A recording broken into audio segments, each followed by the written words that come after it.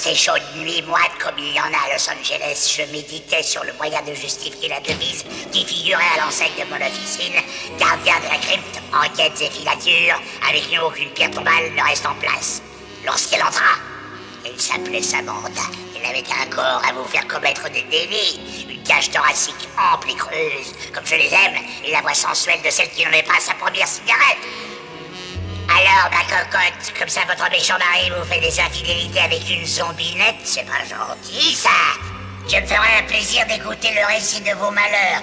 Mais avant, j'ai un petit conte macabre à raconter à propos d'un couple d'arnaqueurs qui ont fini par liquider le pigeon qu'ils voulaient plumer. C'est l'histoire d'une séance de table tournante qui tourne mal. Silence! Ça tourne. Voyez en moi la flamme éternelle. Voyez le feu où toute chose commence et où toute chose finit. Mais ne voyez pas en moi la mort, contrairement à ce que le non-initié pense. Je suis le passeur, le point de transition. Je suis le souffle même, le souffle qui transforme. Je suis la vie. Dans cette flamme, laissez-moi enfin entrevoir votre image, Prescott Chalmers, mon défunt serviteur. Selon la formule léguée par les textes taoïstes sacrés, j'exige qu'enfin apparaisse votre image. Sator arepo tenet opera rotas. Sator arepo tenet opera rotas. Alors, que souhaitez-vous nous dire ce soir?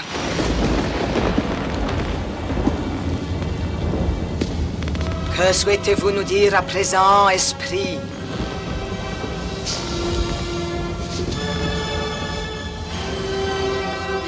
Jésus en culotte de velours béni, tu n'as qu'une réplique à apprendre. Oui, je sais. Donnez l'argent à mes amis, Dorothée. Mais je connais mon texte, c'est pas ça le problème. Le problème, c'est le type qu'on a buté. Je t'ai raconté ce cauchemar que je fais où je finis vieille et fauchée. Je le fais très souvent. J'ai même un nom pour l'endroit, le paradis des caves. Très drôle. Le paradis des caves. J'imagine une maison de retraités où les ratés vont finir leur vie, l'œil vide et désespéré, béni. Il n'y a pas de vie au paradis des caves. Et il y a surtout personne à étrier, Allison. C'est pour ça que tu l'aimes pas, cet endroit. C'est pas Pittsburgh. Tu te souviens de Pittsburgh, béni? La fois où tu m'avais fait faux bond. Tu t'en es mordu les doigts, hein?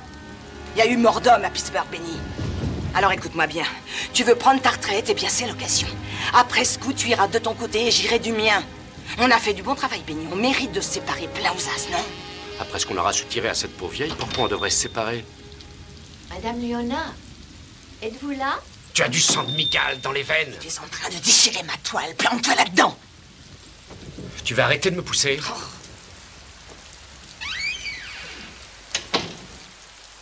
Est-ce que tu vois bien? Oui.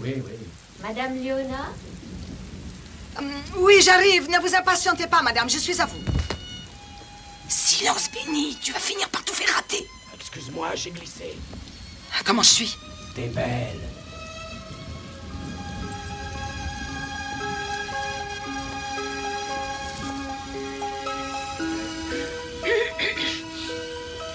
Entrez, madame Chalmers. Entrez. Madame Léona, je vous présente mon nouveau chauffeur, Gibson. Ravi de vous rencontrer, Gibson. Vous avez la voix enrouée, Madame Léona. Est-ce que vous Oh allez non, bien? c'est un simple petit rhume qui est descendu dans la gorge. Rien de grave, très cher. Asseyez-vous, nous allons commencer. Vous pouvez poser votre mallette sur cette table. Mon Dieu, la pauvre femme. Mais comment est-ce que j'ai pu me laisser entraîner dans une histoire pareille? Une semaine plus tôt. Comment je suis? Oh, rassure-moi, Benny. Dis-moi que tu ne vas pas tout faire rater encore une fois, hein? Tu sais ce qui me ferait plaisir? Quoi? Je vais te dire ce qui me ferait plaisir. Une bonne douche après tout ça. Entrez, je vous en prie. Monsieur Chalmers, ravi de vous connaître. Merci d'être venu. Monsieur Polowski, veuillez m'excuser pour mon retard, mais votre ascenseur est en panne. Peut-être aurais-je dû vous prévenir, excusez-moi. Monsieur Chalmers, je vous présente Allison Peters. C'est la personne dont je vous ai parlé. Monsieur Polowski m'avait effectivement dit qu'il y aurait une jeune fille. Il ne m'a pas précisé qu'elle était belle comme le jour. C'est parce que je suis un avocat honnête. Je crois que monsieur Polowski s'est montré cachotier envers vous comme envers moi.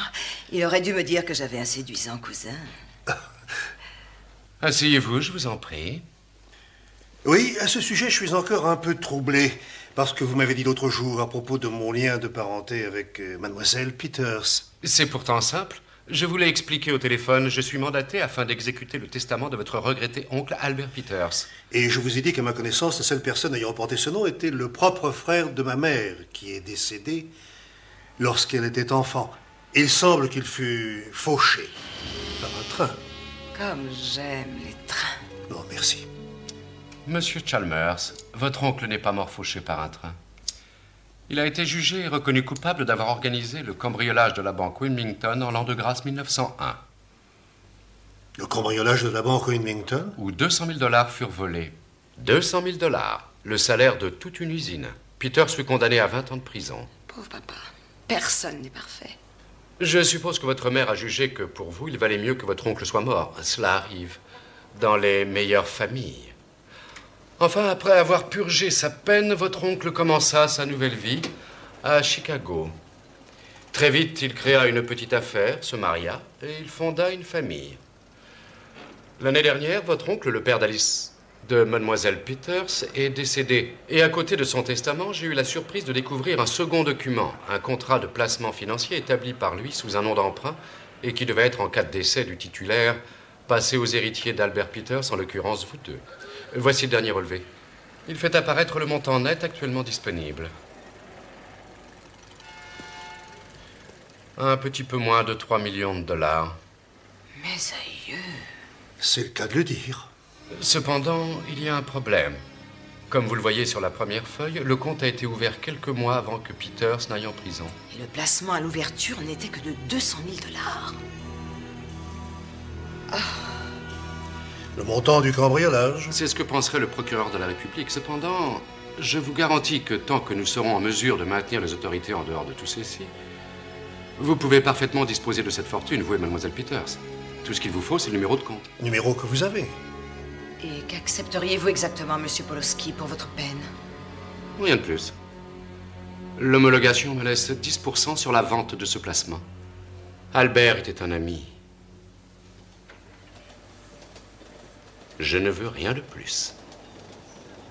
Monsieur Polowski, est-ce que vous pourriez nous laisser seuls? Absolument. Je suis à côté.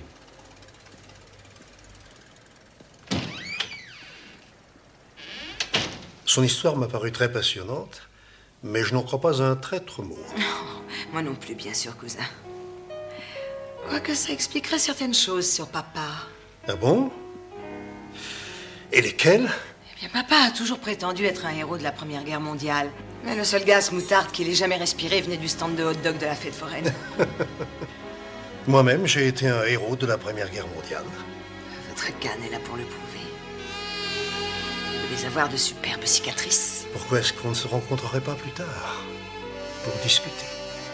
Malheureusement, je ne suis ici que pour 1 ou 2 jours. Je suis descendue au Parc Plaza et j'ignore où nous pourrions nous voir. Mais mademoiselle Peters, pourquoi pas à votre hôtel? Pour y parler, nous y serions plus tranquilles qu'ailleurs. Je le pense aussi.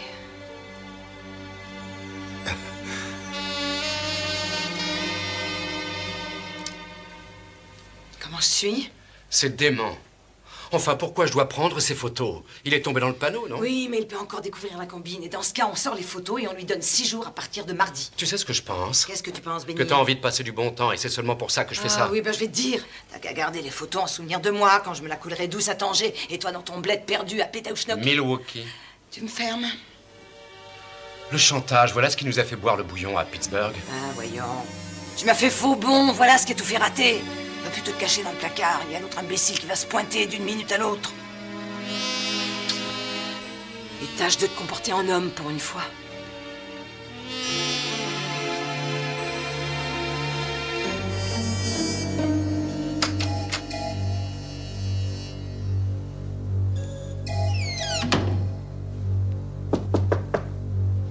J'arrive.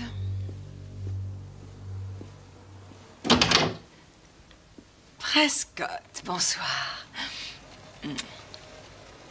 Une rose pour une rose. Merci. Et moi, qu'est-ce que je peux vous offrir? Tout ce qu'il vous plaira de savourer avec moi.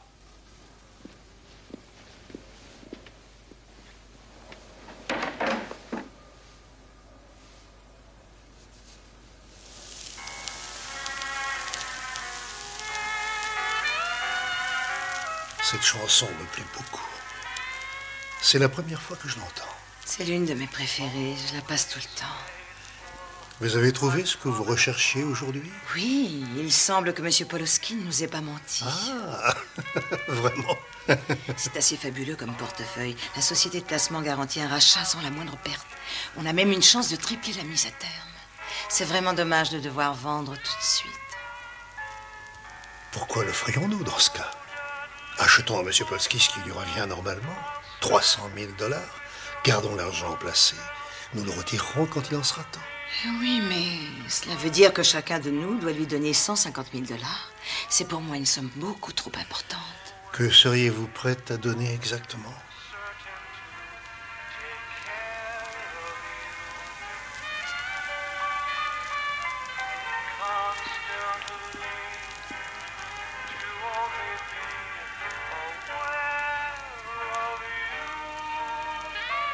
On peut s'embrasser entre cousins? J'enrage quand je songe au nombre de fêtes de famille que nous avons ratées. Je peux, Alison? Oh, doucement. Je veux découvrir chaque centimètre carré de votre peau.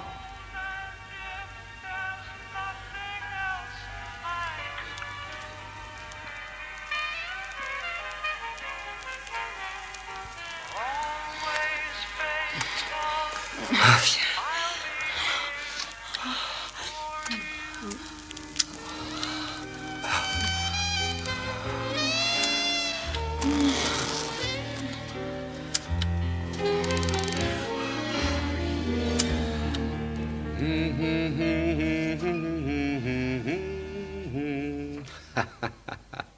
Ah, pauvre idiot. C'est la meilleure chose que nous ayons fait. Bonjour, Monsieur Poloski. Bonjour, mademoiselle Peters. Bonjour. Bonjour, monsieur Chalmers. J'ai préparé les papiers, mais comme je vous l'ai déjà dit au téléphone, à quoi bon racheter les parts que je possède? Financièrement, ce n'est pas une très bonne opération. Nous apprécions votre sollicitude, Monsieur Polowski, mais ma cousine et moi avons déjà pris notre décision.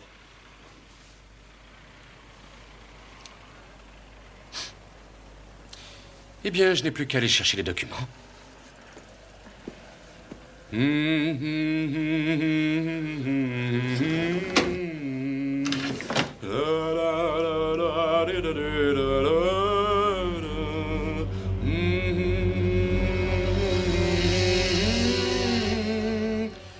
Je suppose que c'est également votre chanson préférée, Monsieur Polowski. J'ai été abusé, trompé par deux petits arnaqueurs. N'est-ce pas vous faire trop d'honneur, d'ailleurs, que de vous qualifier d'arnaqueur? Non, non, monsieur Chalmers... Gardez ça pour la brigade de répression des Je crois que fraudes. le moment est venu de lui montrer les photos. Quoi? Qu'est-ce que c'est encore que cette histoire? Jetez un coup d'œil là-dessus et régalez-vous. C'est quoi?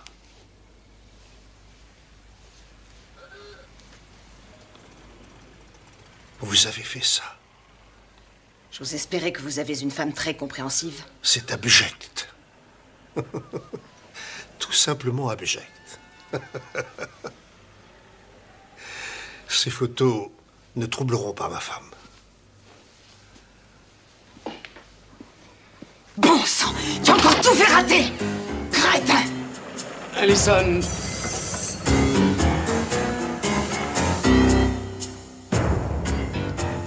Prescott! Prescott! Vous ne pensez pas qu'il faudrait que nous parlions un peu de tout ça? Prescott! Prescott! Je ne ferais pas ça si j'étais à votre place. Je vous en prie, soyons sérieux, mademoiselle Peters. Vous pouvez faire bien des choses, mais tuer de sang-froid, je doute fort que vous en soyez capable. Alison, arrête!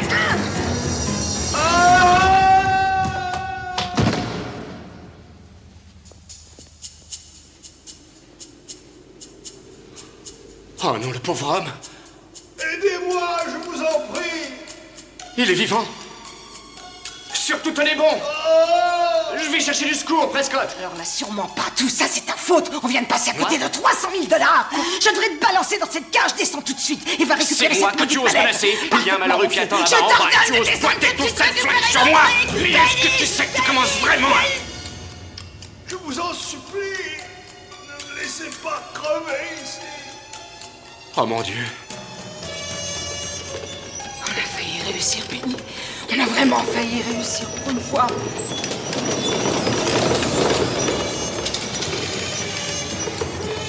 Oh, non!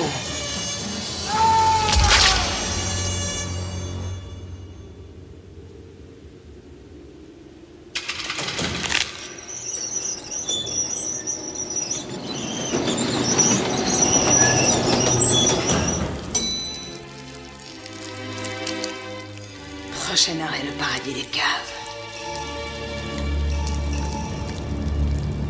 J'allais le faire cracher au bassinet. Et cet idiot est tombé dans une cage d'ascenseur. C'est incroyable. Tu as déjà vu quelqu'un se tuer en tombant dans une cage d'ascenseur, toi? Quel sombre imbécile. S'il te plaît, un peu de respect pour les morts. J'en ai un peu, mais très peu. Messieurs les inspecteurs, on n'aurait jamais dû se pointer ici. Au contraire, on leur a apporté nos témoignages de citoyens honnêtes, toujours prêts à aider. Comme ça, on peut partir, on a fait notre devoir. Moi, je m'en vais ce soir, en tout cas. Je vais prendre le car. À dans une prochaine vie. Merci à vous d'être venu, Madame Chalmers. Je sais que c'est un moment difficile pour vous. Merci de votre coopération. Vous pouvez repartir, vous aussi. Vos dépositions nous ont été précieuses. L'inspecteur Kessel vous raccompagnera chez vous, madame. Merci beaucoup. Retiens l'autobus, Benny. Madame Chalmers, Oui. Je m'appelle Alison Peters et voici Benny Polowski. Oui, vous étiez avec mon regretté, Prescott. Nous voudrions vous remettre ceci. Me remettre quoi? Veuillez m'excuser, je ne vois pas, je suis aveugle. Oh, c'est sa canne. Merci, mon ami. Prescott m'a parlé de vous. Il m'a aussi parlé d'un parent à lui, un oncle. n'est-ce C'est pas? exact. Je veux que vous sachiez tous les deux que j'ai l'intention de remplir toutes les obligations que mon défunt mari avait ici-bas. Voyons, Madame Chalmers, ce n'est pas Enfin, nécessaire. je vous en prie, Monsieur Polowski, laissez Madame terminer. Oui, et comme je vous le disais, je dois d'abord en parler à Prescott et obtenir son approbation. Comment ça? Je veux m'assurer que cette transaction a toujours l'aval de mon pauvre mari. À cet effet, j'ai pris rendez-vous pour demain soir avec ma conseillère spirituelle, Madame Léona.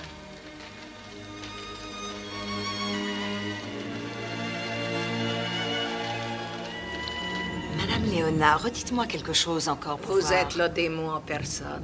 Vous arborez votre méchanceté comme un Vous écusson. arborez votre méchanceté comme un écusson. Pas de problème, je vais pouvoir l'imiter. Ah ouais? Je suis curieux de voir comment tu arrives à imiter une femme honnête. Je vous plains l'un comme l'autre. Madame Chalmers est une femme sincère et bonne qui s'est embarquée dans une honorable quête. Vraiment, ce que vous allez lui faire est dégoûtant. Écoute ça, c'est l'hôpital qui se moque de la charité. Madame qui se prétend ni plus ni moins conseillère spirituelle. Voilà qui sent l'escroquerie où je ne m'y connais pas.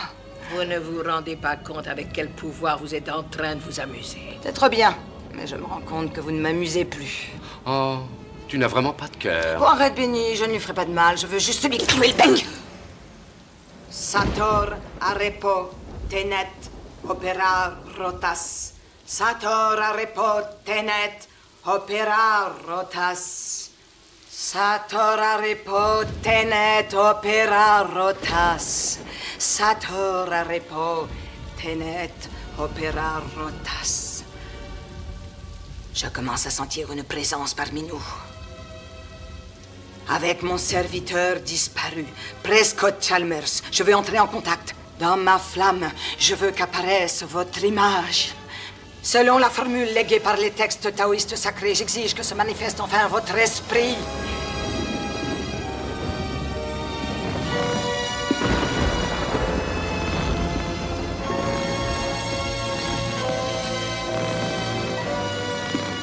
Qu'est-ce que c'est, Gibson? Eh bien, cela ressemble fort à Monsieur Chalmers, madame. Prescott? Mon ami, est-ce vous? Oui, cela n'est fait aucun doute, madame. Qu'est-ce que madame Chalmers doit faire à propos de l'argent, monsieur Chalmers? Elle attend vos instructions. Eh bien...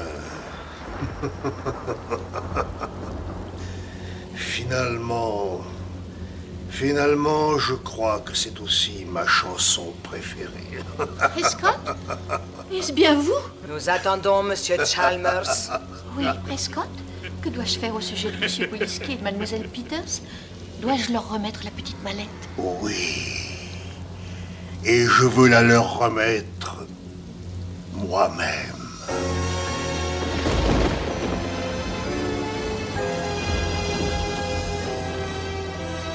Benny? Vous avez encore droit à une réponse. Oh, Benny! Ce pauvre idiot n'a jamais vraiment eu la tête sur les épaules.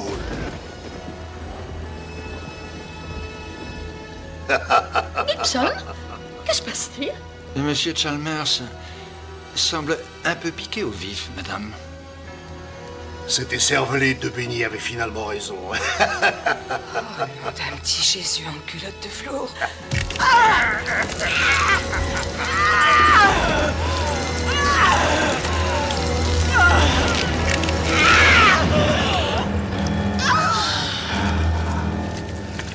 Vous n'avez pas de cœur, Alison.